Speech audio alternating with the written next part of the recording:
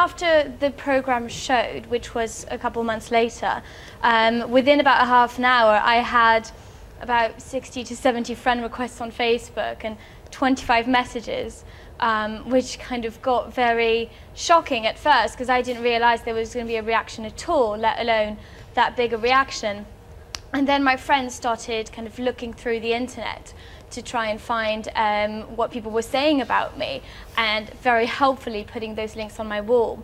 And a lot of it was nice, was, you know, kind of complimentary, maybe about my appearance, about some of my answers, but also quite a lot of it got a bit offensive in terms of people saying that I wasn't smart enough to be on the programme, and then there were quite a lot of comments about my appearance in kind of a sexualised way, which wasn't the greatest thing So, either. Julie, I mean, what do you make of that? That's a little moment in time for one person being reflected by several others, we're told. What do you make of that?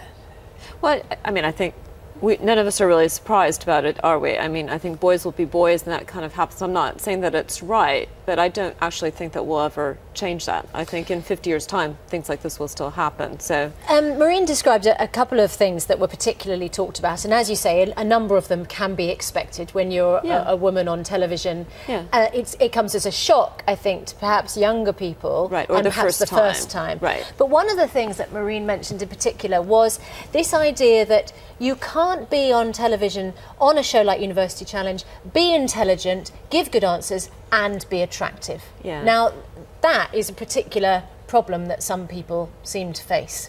Well, and I think as women get older, and I think what you learn is that you have to kind of show that you have some steel and that you can give as good as you get. And that's what you get, the difference between this young woman and say perhaps myself, is that you show that in the way that you operate. And so people just don't mess with you because they realize that if they do, they're going to get something back, and maybe they won't like what they get back. And sometimes you deliver that with a little bit of humor, sometimes you deliver that with a little bit of a punch or whatever.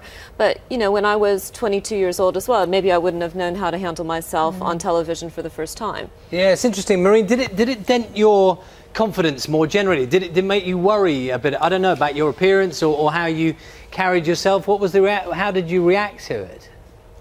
Well, it was actually kind of this idea that it would blow over within 3 to 4 days. So I tried not to take too much notice of it, but I didn't feel in any way that I shouldn't then go back on telly or kind of show my name around, because I felt that, you know, I had some positive comments as well.